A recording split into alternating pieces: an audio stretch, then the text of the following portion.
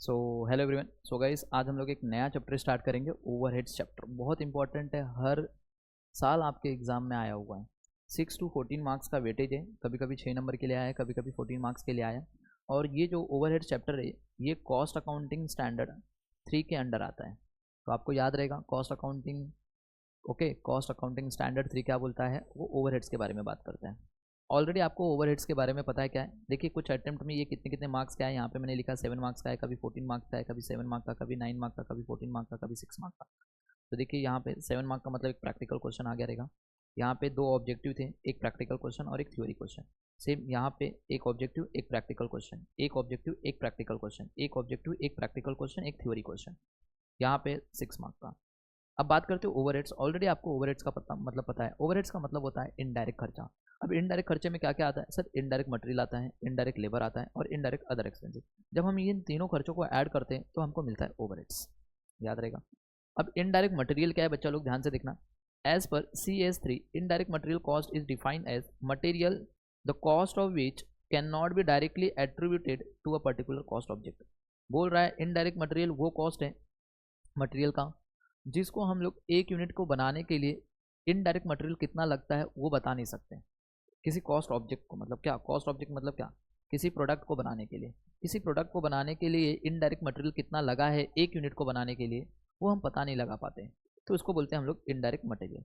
जैसे कि एक एग्जाम्पल दिया हुआ है, lubricants use in machine is an indirect material. देखा, अभी जो मशीन होती है उसके अंदर लुब्रिकेंट यूज़ किया जाता है। लुब्रिकेंट मतलब क्या? जैसे ग्रीसिंग ग्रीसिंग किया जाता है ना, ताकि उसकी चिकनाई अच्छे से बने रहे, ताकि मशीन अच्छे से चल सके। अब लुब्रिकेंट के जो खर्चे हैं हम लोग उसको कंसिडर नहीं कर पाएंगे कि एक यूनिट को बनाने के लिए लुब्रिकेंट कितना यूज़ हो रहा है, ग्रीस कितना इतना यूज़ हो रहा है, इतना यूज़ हो रहा है, इतना यूज़ हो रहा है। हम बता पाएंगे क्या एक यूनिट को बनाने के लिए कितना यूज़ हो रहा है लुब्रिकेंट? तो उसके खर्चों को कैसे बांटे, समझ में आया? तो लुब्रिकेंट का खर्चा तो हुआ है, खर्चा तो हुआ है लुब्रिकेंट के ऊपर, राइट। ग्रीसिंग का खर्चा हुआ है, बट एक यूनिट के ऊपर कितना हुआ है वो कैसे बांटे, वो बहुत हमारे लिए डिफिकल्टी हो रही है, समझ में आया? तो ये हमारे लिए इनडायरेक्ट मटेरियल होगा। से थ्रेड जो यूज होता है क्लोथ को स्टिच करने के लिए, वो भी हमारे लिए इनडायरेक्ट मटेरियल होगा। And small nuts and bolts are also example of indirect material. समझ में आया? सपोज आपकी जो कंपनी है बच्चा लोग, ये AC बना रही है, या फिर हो सकता है या फिर आपकी कंपनी टीवी बनाती है, टीवी आपके लिए एक प्रोडक्ट है। तो टीवी जो प्रोडक्ट है, प्रोडक्ट के अंदर जो स्मॉल नट्स है, बोल्ट्स है, ओके ओके, तो एक टीवी को बनाने के लिए स्मॉल नट्स और बोल्ट्स कितना लग रहा है ये पता नहीं लगा पाते हम लोग, इजीली पता नहीं लगा पाते। तो ये सारे खर्चे जो हो रहे हैं ये हमारे लिए इनडायरेक्ट मटेरियल है। तो इन खर्चों को कैसे कैलकुलेट करें, कैसे कैलकुलेट करें कि एक यूनिट को बनाने के लिए, मतलब एक टीवी को बनाने के लिए या फिर एक AC को बनाने के लिए स्मॉल नट्स कितना लग रहा है, बोल्ट्स कितने रुपए का लग रहा है, ओके। तो ये खर्चों को पता लगाना बहुत जरूरी है। तो वो इस चैप्टर में हम लोग सीखेंगे, समझ में आया? इसीलिए इस चैप्टर का नाम रखा है ओवरहेड्स। सेम ऐसी indirect labour, as per CS3 indirect employ cost is employ cost which can not be directly attributed to the particular cost object. दिखा, अब इनडायरेक्ट लेबर के खर्चों को भी हम लोग क्या करते हैं भैया लोग, नहीं पता लगा सकते कि एक यूनिट के पीछे इनडायरेक्ट लेबर का खर्चा कितना हो रहा है। जैसे कि एग्जाम्पल सुपरवाइजर, ओके। अब 2 तरह के लेबर होते हैं, एक डायरेक्ट लेबर होता है, एक इनडायरेक्ट लेबर होता है। डायरेक्ट लेबर मतलब क्या? जो उस प्रोडक्ट को बना रहा है। अब वो बंदा उस प्रोडक्ट को बना रहा है तो वो बताएगा कि भैया एक यूनिट का बनाने के लिए 10 रुपया लूंगा। तो हम लोग को पता डायरेक्टली पता चल गया कि एक यूनिट के पीछे डायरेक्ट लेबर कॉस्ट कितनी लग रही है, 10 रुपया। बट अगर मैं बात करता हूँ वहीं पे एक सुपरवाइजर है, ओके। अब सुपरवाइजर जो है वो तो मंथली पगार लेता है, अब महीने का 50,000 रुपया ले रहा है। तो मुझे बताइए एक यूनिट को बनाने के लिए सुपरवाइजर का कितना रहेगा? भैया ये तो नहीं बता सकता क्योंकि सुपरवाइजर तो प्रोडक्ट भी नहीं बना रहा है। बट बताइए जो प्रोडक्ट की कॉस्ट होगी उसके अंदर सुपरवाइजर की सैलरी इंक्लूड होगी कि नहीं? करेंगे कि नहीं करेंगे भैया? करेंगे। बट कितना करें, समझ में आया? तो ये पता नहीं लगा पाते कि एक यूनिट को बनाने के लिए सुपरवाइजर का पगार कितना है। समझ में आया क्या? ओके। तो यहाँ पे वही लिखा है, wages and salary paid to indirect worker. दिखा, इनडायरेक्ट वर्कर मतलब सुपरवाइजर का पगार, ओके। जो वर्क्स मैनेजर रहते हैं जो फैक्ट्री के अंदर, उनके सैलरी, उनका सैलरी एक यूनिट के ऊपर कितना जा रहा है नहीं पता लगा पाएंगे हम लोग, तो वो बोलता है इनडायरेक्ट लेबर। बात करते हैं ऐसे कुछ इनडायरेक्ट एक्सपेंसेस हैं। As per CS3 indirect expenses are expenses which can not be directly attributed to the particular cost object. देखा, अब इनडायरेक्ट एक्सपेंसेस को भी हम लोग पता नहीं लगा पाते कि एक यूनिट को बनाने के लिए कितना लग रहा है। जैसे एग्जाम्पल रेंट। अब रेंट जो है, हमारी फैक्ट्री में अलग अलग टाइप के प्रोडक्ट बनते हैं, पेन भी बनता है, पेंसिल भी बनता है, मार्कर भी बनता है, ओके। अलग अलग A to Z मतलब कि अलग अलग टाइप के प्रोडक्ट बनते हैं। तो रेंट का खर्चा तो पूरे फैक्ट्री का आएगा, समझ में आया? एक यूनिट का रेंट आता है क्या? एक यूनिट के लिए इतना रेंट, मतलब एक पेन को बनाने के लिए इतना रेंट दो, ऐसा बोलेगा क्या कोई? नहीं, रेंट तो पूरी फैक्ट्री का आएगा। तो रेंट के खर्चों को कैसे बांटे? कि एक पेन को बनाने के लिए रेंट का खर्चा कितना आएगा। क्यों, जब हम ये कॉस्ट कैलकुलेट करेंगे पेन का तो उसके अंदर रेंट का भी तो खर्चा लेंगे, बट रेंट के एक यूनिट को बनाने के लिए, मतलब एक पेन को बनाने के लिए रेंट कितना लग रहा है, एक पेंसिल को बनाने के लिए रेंट कितना लग रहा है, एक मार्कर को बनाने के लिए रेंट कितना लग रहा है, वो भी तो कैलकुलेट करना पड़ेगा। तो ये सब इजीली कैलकुलेट नहीं हो पाता। तो जब ये सब इजीली कैलकुलेट नहीं हो पाता, इसी के लिए ये चैप्टर लाया गया है जिसका नाम रखा गया है ओवरहेड्स। समझ में आया बच्चा लोग। तो ओवरहेड्स का मतलब क्या कि ये जो indirect material, indirect labour, indirect expenses हो रहे हैं, ये सारे खर्चे जो आ रहे हैं, इन खर्चों को हम लोग उस कॉस्ट ऑफ प्रोडक्ट, मतलब उस प्रोडक्ट की कॉस्ट में कैसे कैलकुलेट करें कि एक यूनिट का कितना रेंट लग रहा है, ओके, एक यूनिट को बनाने के लिए। तो ये कैसे कैलकुलेट करें वो इस चैप्टर में सीखेंगे जिसका नाम रखा गया ओवरहेड्स। तो इसका ऑब्जेक्टिव यही है, इस चैप्टर का ऑब्जेक्टिव मकसद यही है। देखिए क्या बोल रहा है, indirect expenses are the expenses. Indirect expenses वो एक्सपेंसेस है बच्चा लोग, okay, which are not directly traceable to the product. देखा, जिसको हम लोग डायरेक्टली ट्रेस नहीं कर सकते कि एक यूनिट को बनाने के लिए कितना रुपया लगता है। क्यों, डायरेक्ट मटेरियल पता है, मटेरियल क्या, एक यूनिट को बनाने के लिए 5 रुपया लगेगा, हमको पता चल गया कि एक यूनिट को बनाने के लिए 5 रुपया लगता है। ओके, डायरेक्ट लेबर, लेबर ने डायरेक्ट बता दिया कि भैया मैं एक पेन बनाऊंगा तो 5 रुपया लूंगा, एक पेंसिल बनाऊंगा तो 3 रुपया लूंगा, एक मार्कर बनाऊंगा तो 10 रुपया लूंगा। ये तो डायरेक्टली पता चल गया। बट इनडायरेक्ट वाले खर्चे जैसे रेंट, रेंट को तो हम नहीं बता सकते कि एक पेन को बनाने के लिए कितना लगा, एक मार्कर को बनाने के लिए कितना लगा, एक पेंसिल को बनाने के लिए कितना लगा। तो यहाँ पे वही लिखा है। But for the calculation of cost of product, जब हम कैलकुलेशन करेंगे पेन का, पेंसिल का और मार्कर का, तो it should be included the cost of product. तो रेंट के खर्चों को तो हमको इंक्लूड करना पड़ेगा उसके अंदर कि एक यूनिट को बनाने के लिए कितना होगा।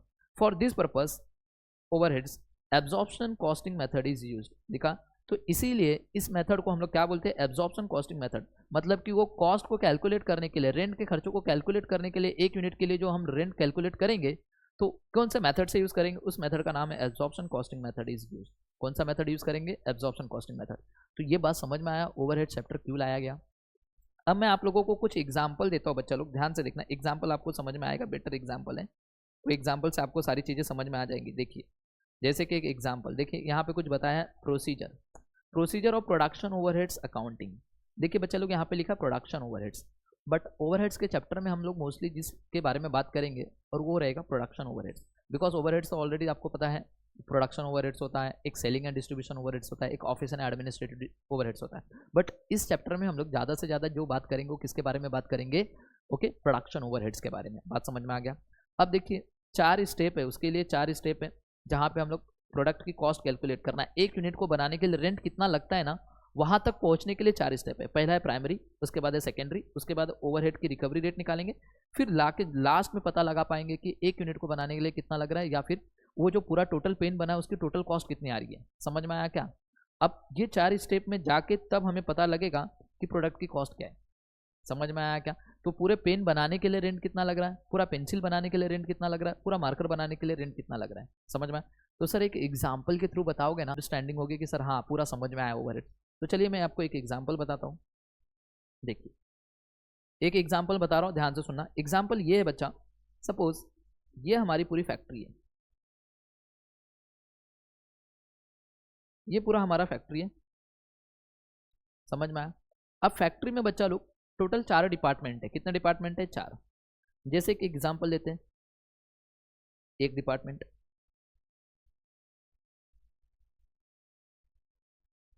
ये दूसरा डिपार्टमेंट,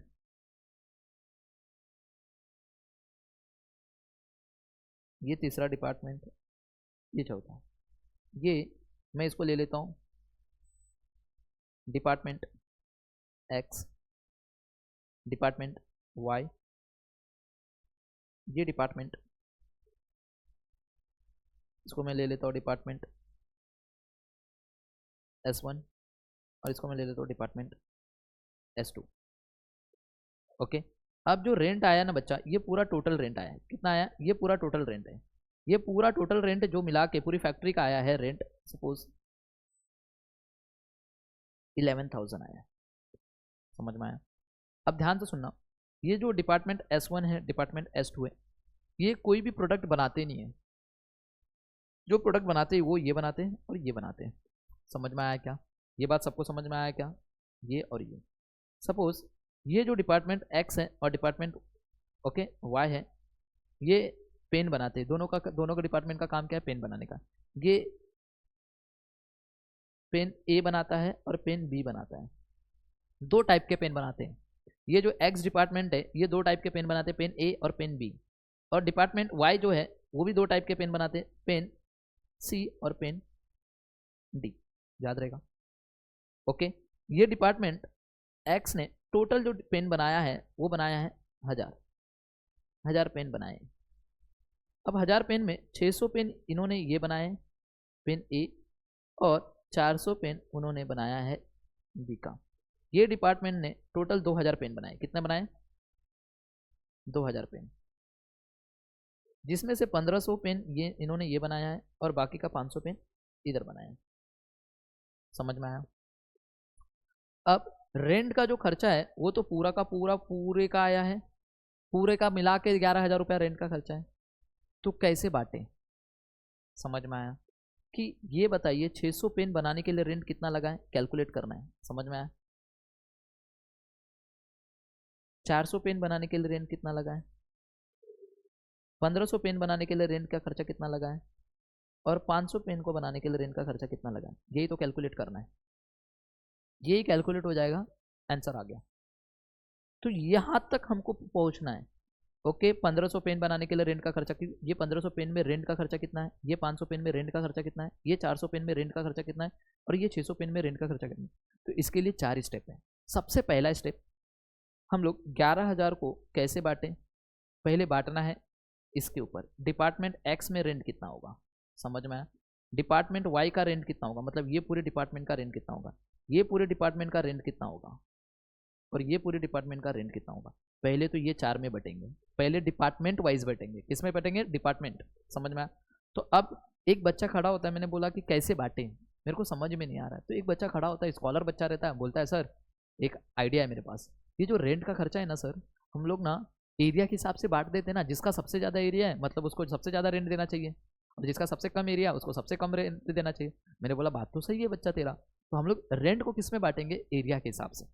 तो देखिए अब मैं बता रहा हूँ, यहाँ पे अपने पास डिपार्टमेंट कितने हैं sir? Department X, department Y, यहाँ पे डिपार्टमेंट S1, डिपार्टमेंट S2। ये दोनों डिपार्टमेंट का नाम है, मैं बोल रहा हूँ सर्विस डिपार्टमेंट है, और ये दोनों डिपार्टमेंट का नाम है प्रोडक्शन डिपार्टमेंट।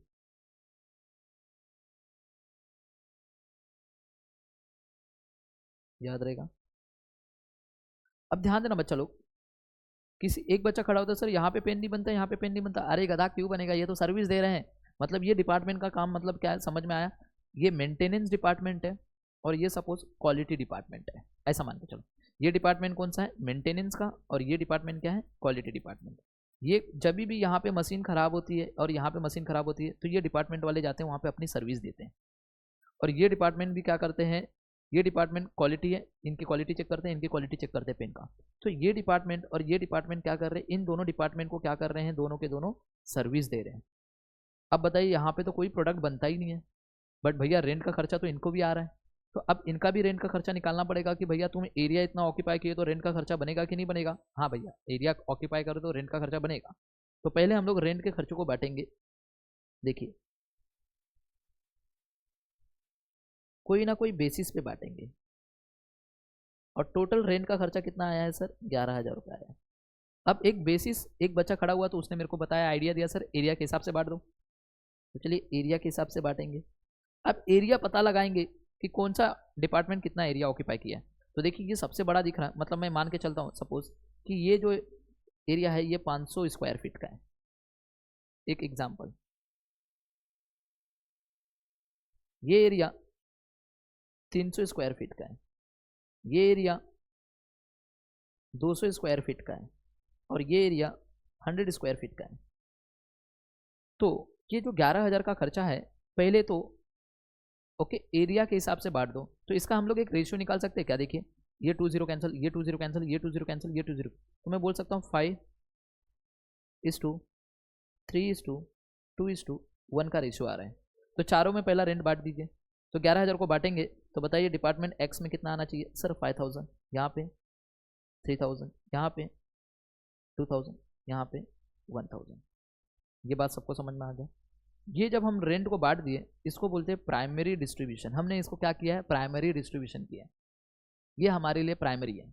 4 स्टेप बताया ना मैंने, पहला स्टेप हमारा कंप्लीट हो गया प्राइमरी। अब उसके बाद जाते हैं सेकेंडरी। सेकेंडरी में बोलता है री अपोर्शनमेंट, फिर से अपोर्शन कीजिए। तो देखिए अब क्या होता है, ध्यान से सुनना। ये सर्विस डिपार्टमेंट S1 और ये S2, ये बोल रहा है भैया हम तो, हमारे जो खर्चे आ रहे हैं 2000 और 1000, ये खर्चे किस लिए आ रहे हैं, हम तो आपको ही सर्विस दे रहे हैं ना, हम तो आपको सर्विस दे रहे हैं, तो हमारे खर्चे तो आप उठाने चाहिए। बात सही है। तो प्रोडक्शन डिपार्टमेंट ने बोला कोई बात नहीं भैया, हाँ आप लोग जो सर्विस दे रहे हो तो हमारे लिए दे रहे हो, राइट, ओके, तो हम आपके खर्चे, इसका खर्चा और इसका खर्चा, ये दोनों डिपार्टमेंट उठाएंगे। समझ में आया। तो ये डिपार्टमेंट एक्स क्या बोलता है और डिपार्टमेंट वाई, इन दोनों में इन दोनों के खर्चे बटेंगे। समझ में आया। तो ये S1 जो है अपनी सर्विस इसको भी दे रहा है, इसको भी दे रहा है। अब ये जो 2000 का खर्चा आ रहा है S1 में, कितने का खर्चा आ रहा है बच्चा लोग, S1 का खर्चा खुद का 2000 रुपये है और इसका खर्चा कितना है 1000 रुपये का। तो ये दोनों डिपार्टमेंट क्या करेंगे, ये दोनों डिपार्टमेंट बात करके इन दोनों खर्चों को उठाएंगे। तो पहले डिपार्टमेंट S1, तो डिपार्टमेंट S1 का खर्चा, ओके, एक्स और वाई ने डिसाइड किया कि हम लोग कौन से रेशियो में उठाएंगे, सपोज 3:1 के रेशियो में।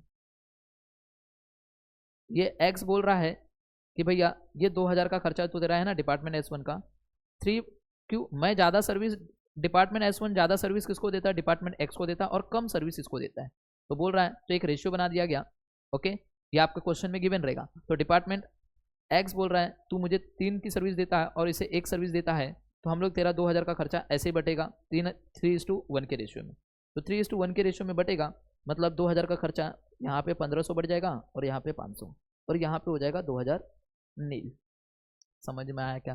तो इनका खर्चा, ये वाले डिपार्टमेंट का खर्चा किसने उठाया बच्चा लोग, ये डिपार्टमेंट ने रेशियो में उठाया। सेम ऐसी इस डिपार्टमेंट का खर्चा उठाना पड़ेगा। तो ये डिपार्टमेंट कौन है, S2, तो इसका खर्चा जो हो रहा है 1000 का, ये खर्चा ये दोनों आधा आधा यूज़ करते हैं। मतलब ये जो S2 है ये 50% इसको देता है सर्विस, 50% इसको देता है, दोनों में बराबर बराबर सर्विस देता है। तो बोले कि भैया आप लोग 1:1 के रेशियो में उठा लो। तो ये 1000 का जो खर्चा है ये दोनों मिलके उठाएंगे। तो 1000 का खर्चा 1:1 मतलब 500 टोटल बताइए कितना आ जाएगा। सर ये हो जाएगा आपका 7000 और ये हो जाएगा 4000, यहाँ पे हो जाएगा 0 और यहाँ पे हो जाएगा 0। याद रखना ये जो स्टेप आपने यहाँ से यहाँ किया है, ओके, इसको बोलते हैं सेकेंडरी, ये है प्राइमरी, ये है प्राइमरी ओवरहेड्स और ये है सेकेंडरी ओवरहेड्स, जहाँ पे आपने सर्विस डिपार्टमेंट के खर्चों को आपको हमेशा जीरो करना है। तो सर्विस डिपार्टमेंट बच्चा किसके लिए काम करता है, प्रोडक्शन डिपार्टमेंट को सर्विस देता है। तो सर्विस डिपार्टमेंट के जो भी खर्चे होंगे वो कौन उठाता है, ओके, वो प्रोडक्शन डिपार्टमेंट उठाता है। तो प्रोडक्शन डिपार्टमेंट उठा दिए खर्चा। ये हो गया हमारा कौन सा, 7000 और 4000 के खर्चे, ये स्टेप 2। मतलब ये डिपार्टमेंट का टोटल खर्चा कितना हो गया है 7000 अभी, और इसका 4000, ये दोनों खर्चे किस में बढ़ गए हैं अभी, इन दोनों में। समझ में आया। तो ये डिपार्टमेंट का खर्चा कितना हो गया 7000 और ये डिपार्टमेंट का खर्चा कितना होगा। अब ये दो डिपार्टमेंट खत्म, ये दो डिपार्टमेंट खत्म। अब देखिए यहाँ पे कितना पेन बन रहा है, 1000 पेन बनाने के लिए 7000 रुपये का खर्चा हुआ है रेंट का। यहाँ पे कितना बन रहा है 2000 पेन, तो 2000 पेन को बनाने के लिए कितना रुपया हो रहा है 4000 रुपये का खर्चा। अब यहाँ पे हम लोग निकालेंगे, समझ में आया क्या, यहाँ पे हम लोग निकालेंगे ये जो 7000 रुपये का खर्चा हो रहा है बच्चा लोग, ओके, कितने यूनिट को बनाने के लिए हो रहा है सर, ये 7000 रुपये का खर्चा हो रहा है बच्चा लोग 1000 पेन को बनाने के लिए। तो देखिए मैं यहाँ पे लिख सकता हूँ, अब यहाँ पे हम निकालेंगे overhead recovery rate, okay, per unit. 7000 रुपये का खर्चा हुआ है 1000 यूनिट को बनाने के लिए, तो एक यूनिट का खर्चा कितना हो जाएगा 7000 divide by 1000, sir 7 rupees per unit. यहाँ पे कितना हो जाएगा सर 4000 का खर्चा हुआ है 2000 यूनिट के लिए, तो यहाँ पे कितना हो जाएगा 4000 डिवाइड बाय 2000 करोगे तो यहाँ पे आ जाएगा 2 रुपया पर यूनिट। तो ये आ गई आपकी ओवरहेड्स रिकवरी रेट, जो कि हम बोल सकते हैं हम बच्चा यहाँ तक पहुँच गए। ये हो गया, यहाँ पे सेकेंडरी डिस्ट्रीब्यूशन में हम सर्विस डिपार्टमेंट को 0 0 करते हैं और यहाँ पे हमने ओवरहेड की रिकवरी रेट निकाली। अब हम लोग चार्ज करेंगे कि ओवरहेड्स प्रोडक्ट में कितना लगना चाहिए। तो चलिए कोई बात नहीं, तो देखिए 7 रुपया एक यूनिट का बनाने के लिए हो रहा है, अब ये कौन सा डिपार्टमेंट है, एक्स। तो चलिए डिपार्टमेंट एक्स में दो टाइप के प्रोडक्ट बनते हैं, पेन ए, पेन बी। यहाँ पे डिपार्टमेंट वाई, इसमें बनता है पेन सी, पेन डी। अब उन्होंने खुद बोला था कि ये जो पेन आ रहा है यहाँ पे 600 बनते हैं, यहाँ पे 400, यहाँ पे 600 है, यहाँ पे 400 है, और यहाँ पे बच्चा लोग 1500 पेन बनते हैं और यहाँ पे 500। समझ में आया? अब बताइए एक यूनिट कितने का है सर, 7 रुपये का। तो 600 पेन बनते हैं, एक पेन का 7 रुपये यहाँ पे, एक पेन का 7 रुपये यहाँ पे, ये हो गया 4200, और यहाँ पे हो गया 2800। यहाँ पे हो जाएगा, यहाँ पे कितना है 2 रुपीज़, यहाँ पे 2 रुपीज़। तो बताइए यहाँ पे कितना हो जाएगा सर, यहाँ पे 3000 हो जाएगा, यहाँ पे 1000 हो जाएगा। तो देखिए बच्चा लोग, हमने ये फोर्थ स्टेप भी हमने निकाल लिया। 1 2 3, देखा? ये जो रेंट का खर्चा हुआ है, देखिए यहाँ पे बच्चा लोग ध्यान से सुना, रेंट का जो खर्चा हुआ है 11,000 रुपये का, रेंट का जो खर्चा हुआ ये तीसरा स्टेप था, ये चौथा स्टेप है, फोर्थ स्टेप ये। समझ में आया? फर्स्ट स्टेप आपको प्राइमरी डिस्ट्रीब्यूशन करना है, सेकेंड स्टेप में आपको सर्विस डिपार्टमेंट को जीरो करना है, थर्ड स्टेप में आपको ओवरहेड की रिकवरी रेट निकालनी है, और फोर्थ स्टेप आपका ये। तो देखिए रेंट का खर्चा पूरे फैक्ट्री का कितना आया था, 11,000 रुपया पूरे फैक्ट्री का था, राइट। बट हमको पूरे फैक्ट्री का नहीं चाहिए, हमको क्या कैलकुलेट करना है ओवरहेड चैप्टर से, कि हमको ये कैलकुलेट करना है कि ये जो 600 पेन बन रहे हैं इसके ऊपर रेंट का खर्चा कितना आ रहा है, ये 400 पेन बन रहे हैं इस पर रेंट का खर्चा कितना आ रहा है, ये 1500 पेन बन रहे हैं इस पर रेंट का खर्चा कितना है, और ये 500 पेन बन रहे हैं इसके ऊपर रेंट का खर्चा कितना। तो ये कैलकुलेट करने के लिए हमको 4 स्टेप किया। तो देखिए पेन ए को बनाने के लिए 4200, 2800, और यहाँ पे पेन सी को बनाने के लिए रेंट का खर्चा 3000 रुपये, और यहाँ पे 500 पेन को बनाने के लिए रेंट का खर्चा 1000। तो देखिए 4200 प्लस 2800 को ऐड कीजिए, आपको 7000 मिलेगा। 3000 और 4000 को 3000 और 1000 को ऐड कीजिए, 4000 मिलेगा, और टोटल सबको ऐड कर लीजिए, आपको रेंट का 11,000 रुपये का खर्चा मिल जाएगा। क्या आपको समझ में आया? 4 स्टेप ईजी था बच्चा लोग, ये चारों स्टेप। सो गाइज ये था हमारा पूरा का पूरा, हम लोग चेक करने वाले थे कि पूरे ओवरहेड्स में पढ़ना क्या है। तो ओवरहेड्स में हमें यही पढ़ना है। तो बात समझ में आया बच्चा लोग? तो क्या आपको ये सारी चीज़ें समझ में आई? यहाँ तक सारी चीज़ें समझ में आई क्या बच्चा लोग? देखिए थोड़ा डिटेल में गया, बहुत डिटेल में गया, ताकि आपको समझाने के लिए ये 4 स्टेप समझ में आया। अब देखिए जो प्राइमरी डिस्ट्रीब्यूशन है ना बच्चा लोग, इसमें एक होता है अलोकेशन, एक होता है अपोर्शनमेंट। अब अलोकेशन क्या है और अपोर्शनमेंट क्या है मैं बता देता हूँ। जैसे कि अगर आपको ये जो रेंट का खर्चा है इन्होंने बता दिया कि पूरे के पूरे फैक्ट्री का खर्चा है, अगर ऐसा बता के दिया है पूरे फैक्ट्री का है, तो इसको हम लोग को अपोर्शन करना पड़ेगा, अपोर्शन करना पड़ेगा कोई ना कोई बेसिस लेके। तो ये होता है अपोर्शनमेंट, इसको बोलते हैं अपोर्शनमेंट। बट अगर ये 11,000 के खर्चों को उन्होंने कुछ ऐसा बता दिया होता कि सर ये जो 11,000 का रेंट है अलग अलग डिपार्टमेंट का बता के दिया होता, क्या किया होता, अगर उन्होंने हमें बता दे के अलग से बता के दे दिया होता है इसका 5,000 रेंट है, ये डिपार्टमेंट का 3,000 है, ओके, ये डिपार्टमेंट का 2,000 का रेंट है, और ये डिपार्टमेंट का 1,000 का। अगर हमें सब डिपार्टमेंट का अलग अलग बता के दिया ना, तो इसको बोलते हैं अलोकेशन, कि हमको अलोकेट कर दिया कि भैया हमें फिक्स बता दिया कि ये डिपार्टमेंट का रेंट कितना है, ये डिपार्टमेंट का रेंट कितना है, ये डिपार्टमेंट का रेंट कितना है, ये डिपार्टमेंट, इसको बोलते हैं अलोकेशन।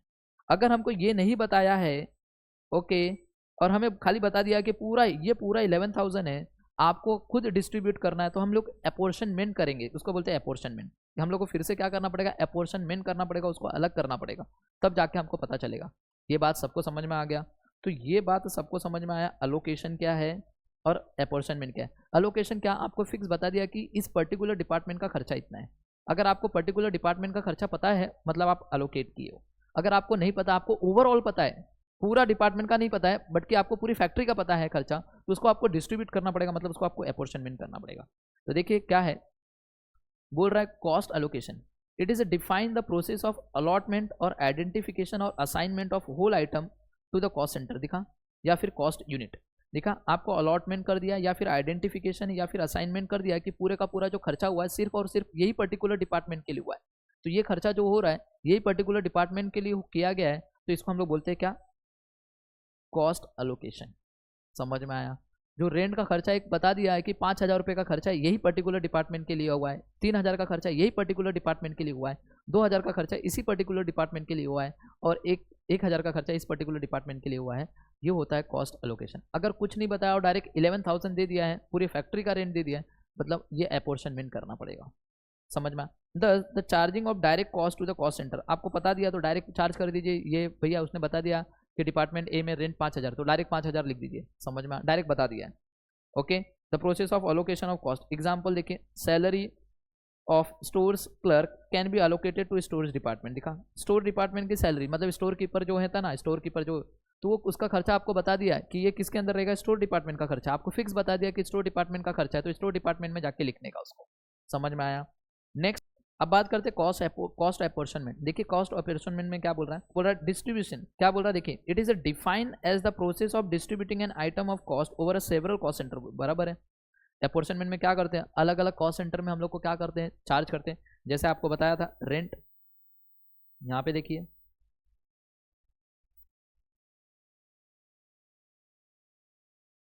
रेंट 11,000 था, हमने क्या किया, सेवरल कॉस्ट सेंटर में चार्ज किया। Department X Y S1 S2 में चार्ज किया। हम लोग ने क्या किया, बेसिस पे चार्ज किया, अपॉर्शन किया। ओके, एरिया के हिसाब से। तो इसमें आया 5,000, इसमें आया 3,000, इसमें आया 2,000 और इसमें आया 1,000। ये बात सबको समझ में आया? तो हम लोग ने किसके हिसाब से चार्ज किया, अपॉर्शन किया।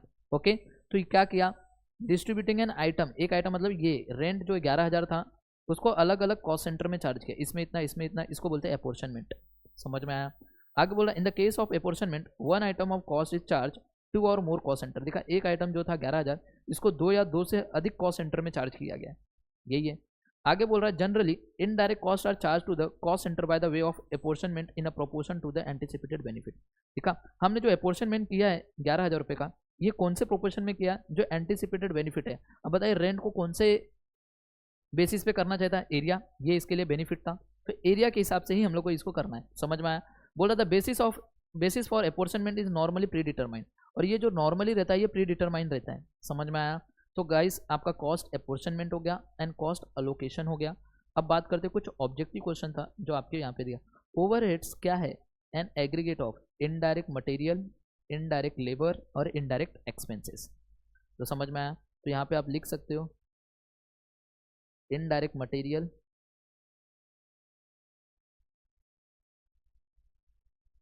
Indirect labour, indirect expenses.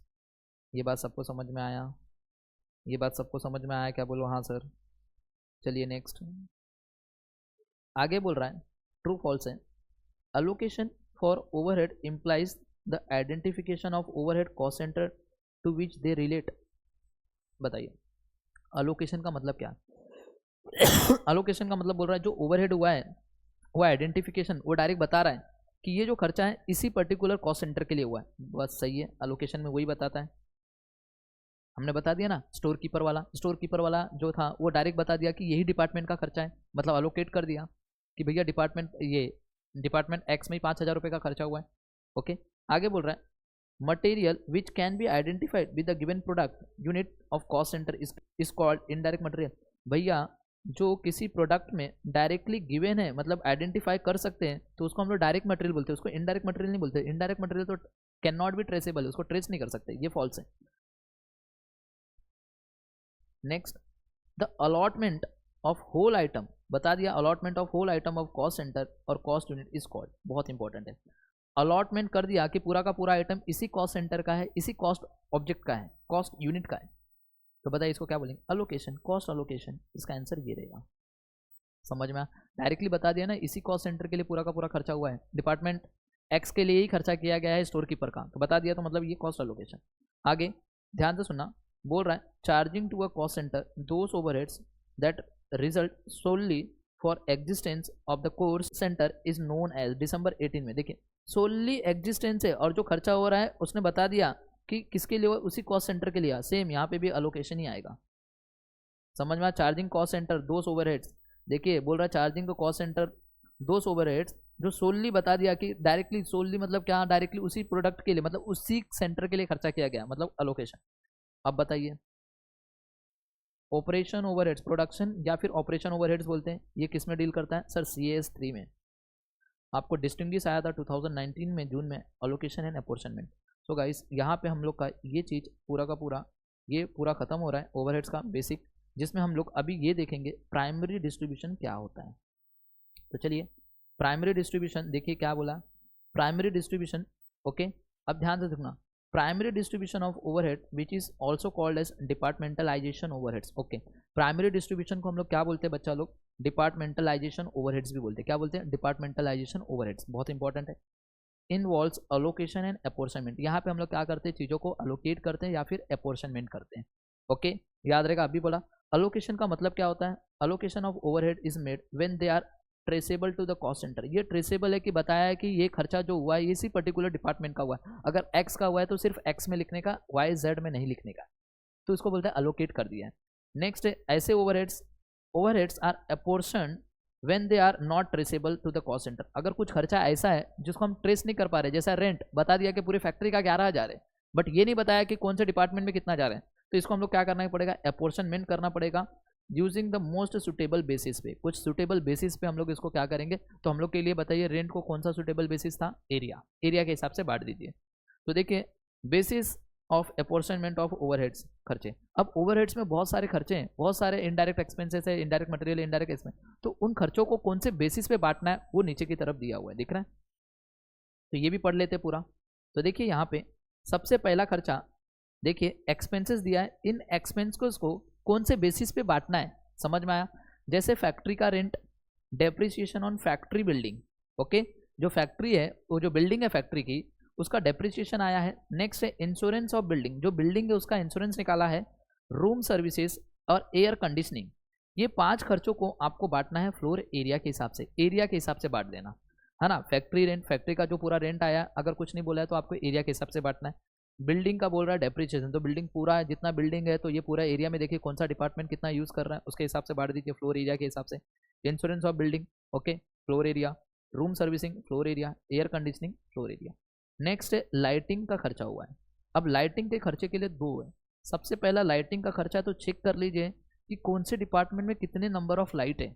तो सबसे पहला देखना number of light points. Okay, department x में सबसे ज़्यादा नंबर ऑफ लाइट पॉइंट है तो सबसे ज़्यादा खर्चा यहाँ पे आएगा। डिपार्टमेंट ओके वाई में, डिपार्टमेंट एक्स में इतना है, सबसे ज़्यादा है तो वहाँ पे सबसे ज़्यादा आएगा। डिपार्टमेंट वाई में उसके कम है तो उसमें कम। डिपार्टमेंट S1 S2 में सबसे कम है तो वहाँ पे सबसे कम। तो सबसे पहला देखना नंबर लाइटिंग एक्सपेंसेस को नंबर ऑफ लाइट पॉइंट्स में। अगर नंबर ऑफ लाइट पॉइंट्स नहीं है क्वेश्चन में तो आप फिर जाएंगे फ्लोर एरिया, एरिया के हिसाब से बांट देना लाइटिंग के एक्सपेंसेस को, बहुत जरूरी है। नेक्स्ट है बात करता है सब मशीनरी से रिलेटेड है, दिख रहा है? Insurance of machinery, depreciation of machinery, maintenance of machinery, दिख रहा है? जब ये मशीनरी आ रहा है तो इसको किस में बांटेंगे? इसका सुटेबल बेसिस है वैल्यू ऑफ मशीनरी। देख लीजिए कौन से डिपार्टमेंट में कितने रुपए का मशीन है, उसके वैल्यू के हिसाब से बांट दीजिए। समझ में आया? इन सारे खर्चों को, ये खर्चे। अब क्वेश्चन अराइज हो रहा है सर यहाँ पे भी डेप्रिसिएशन दिया है, यहाँ पे भी इंश्योरेंस दिया है, यहाँ पे भी इंश्योरेंस दिया है, यहाँ पे भी डेप्रिसिएशन, बट सर क्वेश्चन में अगर यहाँ पे तो लिख के दिया है मशीनरी का, यहाँ पे भी मशीनरी का लिख के दिया है, यहाँ पे फैक्ट्री बिल्डिंग लिख के दिया, यहाँ पे बिल्डिंग लिख, बट क्वेश्चन में अगर सिर्फ और डेप्रिसिएशन लिख के आया तो क्या करें? सिर्फ और सिर्फ डेप्रिसिएशन, ये नहीं बताया कि फैक्ट्री का है या फिर मशीन का है, तो वहाँ पे मैंने इसके लिए भी नोट लिखा हुआ है। इफ इंश्योरेंस और डेप्रिसिएशन इज गिवन, अगर गिवन है but not clear whether it is a building और मशीनरी, दिखा बोल रहा है इंश्योरेंस भी गिवन है, डेप्रिसिएशन भी गिवन है, बट ये नहीं बताया कि वो बिल्डिंग का है या फिर मशीन का, then it should be assume, हम उसको हमेशा एज्यूम क्या करेंगे कि वो मशीन का ही है, याद रहेगा वो मशीन के ऊपर ही किया गया खर्चा। बात समझ में आया? आगे बात कर रहा है maintenance can also be called as repair and maintenance. Maintenance को हम लोग क्या बोल सकते हैं? रिपेयर या फिर रिपेयर एंड मेंटेनेंस भी बोलते हैं, ये याद रहेगा सबको। ओके, आगे बात करता है कुछ खर्चे सुपरविजन के, मील चार्जेस, कैंटीन का खर्चा, personal expenses, works manager salary. ये जो खर्चे हैं बच्चा लोग, दिख रहा है ये सारे खर्चे, इन खर्चों को किस पे बांटना है, समझ में आया? तो सुपरवाइजर का काम क्या रहता है कि हर डिपार्टमेंट में कितने नंबर ऑफ एम्प्लॉयज़ है उसको चेक करना, उसके हिसाब से सुपरवाइजर की पगार। तो सुपरवाइजर के खर्चों को number of employees, meal charges, okay, meal charges भी हम वही करते हैं। ओके, मील चार्जेस का मतलब देखिए, मील चार्जेस मतलब क्या, जो हम लोग एम्प्लॉय को बोलते हैं ना खाने पीना देते हैं, तो देखते हैं कि कौन से डिपार्टमेंट में कितने नंबर ऑफ एम्प्लॉयज़, उसके ऊपर खर्चा होता है ये, तो नंबर ऑफ एम्प्लॉयज़ में जाएगा। कैंटीन, कैंटीन भी का काम वही है कि हर डिपार्टमेंट में चेक कीजिए कि ये जो खर्चा कैंटीन का आ रहा है 10,000 रुपये का टोटल खर्चा आया है, तो चेक करेंगे कि कौन से डिपार्टमेंट में सबसे ज़्यादा नंबर ऑफ एम्प्लॉइज है, तो सबसे ज़्यादा खर्चा उसमें बांटना पड़ेगा, तो नंबर ऑफ एम्प्लॉइज़ के हिसाब से बांटेंगे। पर्सनल एक्सपेंसेस भी एम्प्लॉय का रिलेटेड है, वर्क्स मैनेजर सैलरी भी उसी में, नंबर ऑफ एम्प्लॉय, तो ये सारे के सारे खर्चे किसके ऊपर जाएंगे, नंबर ऑफ एम्प्लॉइज़ में जाएंगे। नेक्स्ट है पावर। अब पावर जो है, तो जहाँ जहाँ पे डिपार्टमेंट है पावर के लिए अलग से रहता है। जैसे कि यहाँ पे देखिए lighting and expenses number of light points पे लिया था, तो पावर के लिए अलग से हम लोग को लगाना पड़ता है चीज़ें, ओके, बोलते हैं ना वो स्विच लगाना पड़ता है, तो वो किस में जाता है, किलो वाट आवर्स में या फिर हॉर्स पावर आवर्स में, दो में से कोई भी एक दिया रहेगा, उसमें बांटना है इसको। नेक्स्ट बात कर रहा है स्टोर का एक्सपेंसेस हुआ है, मटेरियल हैंडलिंग कॉस्ट आई है, स्टोर एक्सपेंसेस। अब स्टोर के एक्सपेंसेस को बांटना कहाँ पे, आपके हर डिपार्टमेंट में चेक कर लीजिए कितना वैल्यू ऑफ मटेरियल उसके ऊपर बांट दीजिए ये खर्चा, या फिर कौन सा डिपार्टमेंट का नंबर ऑफ रिक्विजिशन स्लिप के ऊपर बांट दीजिए। समझ में आया, स्टोर के एक्सपेंसेस समझ में आया। अब देखिए सबसे इंपॉर्टेंट 4 डिपार्टमेंट है, देखिए कितने डिपार्टमेंट है बच्चा लोग, 4 डिपार्टमेंट है, देखिए ओके, यहाँ पे देखिए कितने डिपार्टमेंट है, 4, 1 2 3 4 डिपार्टमेंट है, दिख रहा है 1 2 3 4। अब देखिए सबसे पहला आपने देखना है मटेरियल, ओके, स्टोर का जो खर्चा हुआ है, सपोज 10,000 रुपया है, तो चेक कीजिए 10,000 रुपये का जो स्टोर का खर्चा हुआ है, ओके, कौन से डिपार्टमेंट में कितने वैल्यू का मटेरियल पड़ा है, समझ में। तो जिस डिपार्टमेंट में सबसे ज़्यादा वैल्यू का मटेरियल पड़ा है उसका सबसे ज़्यादा खर्चा होगा। या फिर आपको क्या करना है, अगर आपको वैल्यू ऑफ मटेरियल नहीं दिया तो चेक कर लीजिए कौन सा डिपार्टमेंट का नंबर ऑफ रिक्विजिशन स्लिप सबसे ज़्यादा है। हो सकता है ये डिपार्टमेंट बार बार ये मटेरियल मंगा रहा है स्टोर से, तो इसका रिक्विजिशन स्लिप मतलब सबसे ज़्यादा मटेरियल यही यूज़ कर रहा है, ये मंगाता ही नहीं है, मतलब साल में 2 बार मंगा रहा है, तो इसका सबसे कम है। ये 10 बार मंगा रहा है, ये 50 बार मंगा रहा है, और ये 30 बार मंगा रहा है, तो रिक्विजिशन स्लिप के हिसाब से भी हम लोग मटेरियल का स्टोर कीपर का खर्चा बांट सकते हैं। समझ में आया बच्चा लोग, ये था। उसके बाद इनडायरेक्ट मटेरियल खर्चा, इनडायरेक्ट मटेरियल का खर्चा आपको किस में बांटना है, डायरेक्ट मटेरियल में। जिस डिपार्टमेंट का इनडायरेक्ट मटेरियल का खर्चा सबसे ज़्यादा होगा, तो उस डिपार्टमेंट का डायरेक्ट मटेरियल का खर्चा भी सबसे ज़्यादा होगा। तो इनडायरेक्ट मटेरियल खर्चे को किस में बांटना है, डायरेक्ट मटेरियल में। याद रहेगा, याद रहेगा सबको, इनडायरेक्ट मटेरियल का खर्चा किस में बांटना, डायरेक्ट मटेरियल में, ओके। आगे बोल रहा है इनडायरेक्ट वेजेस दिया होगा, या फिर जनरल ओवरहेड्स दिया रहेगा, या फिर सन्ड्रीज लिख के आया रहेगा, ओके, या फिर ईएसआई और पीएफ लिखा रहेगा। ये सब किससे रिलेटेड है, या फिर कॉस्ट ऑफ आइडल टाइम, ये डायरेक्ट लेबर से रिलेटेड है ना। इनडायरेक्ट वेजेस किस में जाएगा सर, डायरेक्ट वेजेस, जैसे इनडायरेक्ट मटेरियल, तो indirect wages direct material. General overheads है और सन्ड्रीज है, छोटा मोटा एक्सपेंसेस तो हमें पता नहीं है कि इसमें जाना चाहिए, तो हम लोग डायरेक्ट वेजेस में बांट देते हैं। नेक्स्ट ईएसआई और पीएफ, ये ईएसआई और पीएफ किसके लिए बनाया गया था भैया, डायरेक्ट लेबर के लिए बनाया गया है, तो लेबर में बांटना पड़ेगा direct wages. Cost of idle time, idle time का जो खर्चा होता है ये किस में बांटोगे, डायरेक्ट वेजेस में बांटोगे, ओके। लेबर का ही कॉस्ट ऑफ आइडल टाइम मतलब क्या है, इस टाइम में लेबर ने काम नहीं किया है तो खर्चा हुआ है, तो ये खर्चों को किस में बांटेंगे, डायरेक्ट वेजेस में बांटेंगे। नेक्स्ट है टेलीफोन एक्सपेंसेस। अब टेलीफोन एक्सपेंसेस को बांटना है number of extension in department, देखिए कौन से डिपार्टमेंट में कितना एक्सटेंशन लगा हुआ है उसके हिसाब से बांट देना टेलीफोन के एक्सपेंसेस को। बहुत इंपॉर्टेंट है variable expenses and fixed expenses. देखिए वेरिएबल एक्सपेंसेस आपको बांटना है एक्चुअल यूसेज, वेरिएबल एक्सपेंसेस को बांटना है एक्चुअल यूसेज में, मतलब क्या कि कौन से डिपार्टमेंट का कितना एक्चुअल यूज़ किया मटेरियल का उसके हिसाब से बांट दीजिए, एक्चुअल यूसेज में बांटिए। नेक्स्ट है फिक्स्ड एक्सपेंसेस, फिक्स एक्सपेंसेस हम लोग नॉर्मल कैपेसिटी में बांटेंगे, बहुत इंपॉर्टेंट है ये दोनों आपको रट्टा मारना है। वेरिएबल एक्सपेंसेस एक्चुअल यूसेज में जाएगा, फिक्स्ड एक्सपेंसेस नॉर्मल कैपेसिटी में जाएगा, आपके ऑब्जेक्टिव टाइप के क्वेश्चन में आ सकता है। तो गाइस यहाँ तक हम लोग ने देख लिया कि कौन से एक्सपेंसेस को कौन से बेसिस पे बांटना है, ये याद रहेगा सबको, राइट। एक बार देख लीजिए, factory rent, depreciation, factory building room servicing, ये फ्लोर एरिया में जाएगा। Lighting expenses number of light point में, अगर नंबर ऑफ लाइट पॉइंट नहीं रहेगा तो फ्लोर एरिया में बांट देना, okay. Insurance of machinery, depreciation of machinery और मेंटेनेंस, ये किसके ऊपर जाता है, वैल्यू ऑफ मशीनरी पे। अगर क्वेश्चन के अंदर सिर्फ इंश्योरेंस और डेप्रिसिएशन लिखा तो हम क्या एज्यूम करेंगे कि वो मशीन के ऊपर है, तो उसको वैल्यू ऑफ मशीन पे बांट देना, ओके। उसके बाद supervision, meal charges, canteen, personal expenses, works manager salary, ये सारे के सारे किससे रिलेटेड, नंबर ऑफ एम्प्लॉइज पे जाते हैं। नेक्स्ट है पावर, किलोवाट आवर्स या फिर ऑर्स पावर आवर्स में जाएगा।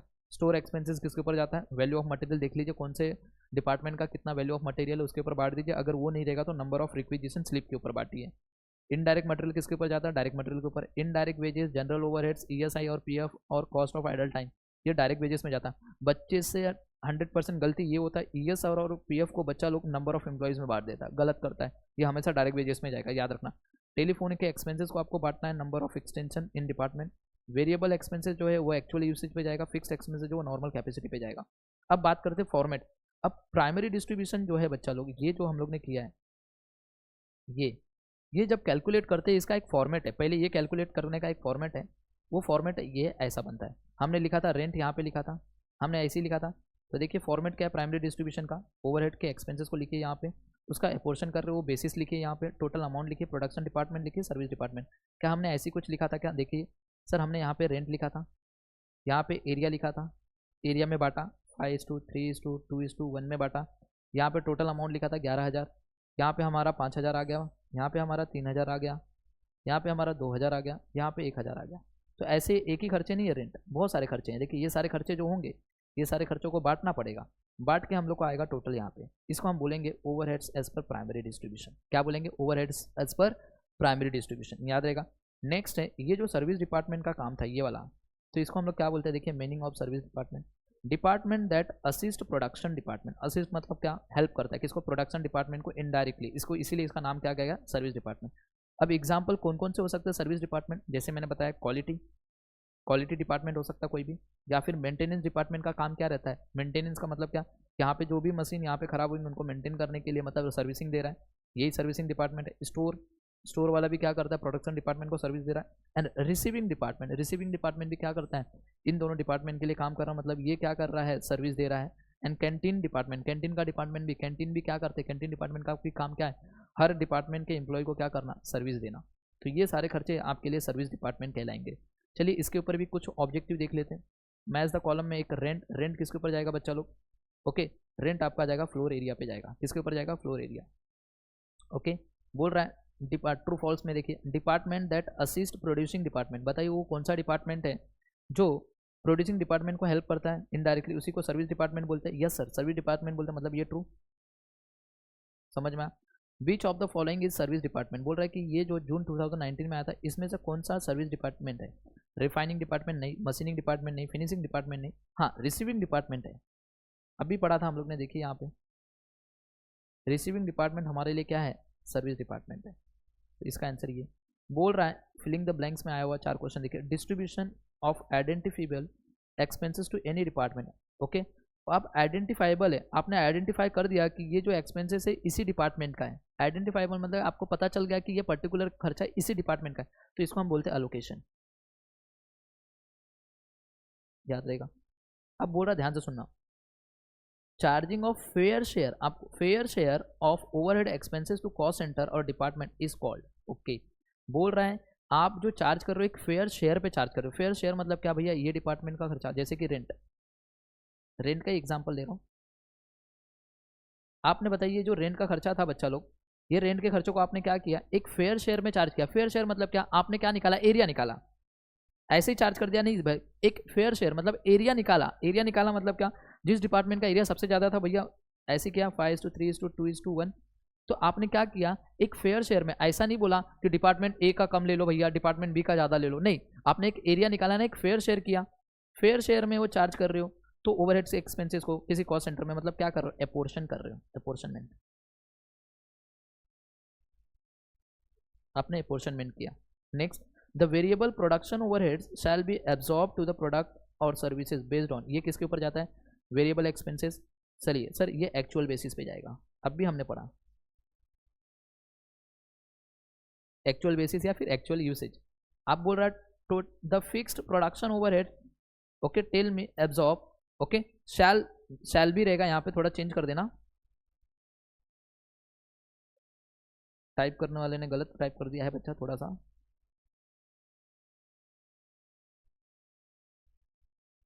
ओके, ऑन किस पे जाएगा ये बच्चा लोग, ये बताइए। सर ये जाएगा नॉर्मल कैपेसिटी पे,